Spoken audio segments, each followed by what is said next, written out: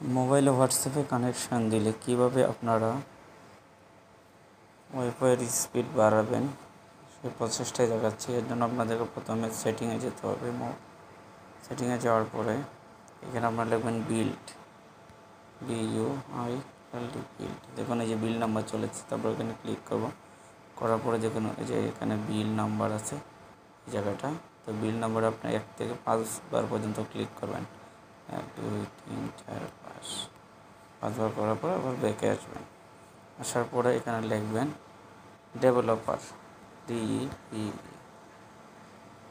এই যে দেখুন উপরে আছে ডেভেলপার অপশন। তারপর এখানে স্ক্রল করে একটু নিচের দিকে এই অপশনটা এনেবল ওয়াইফাই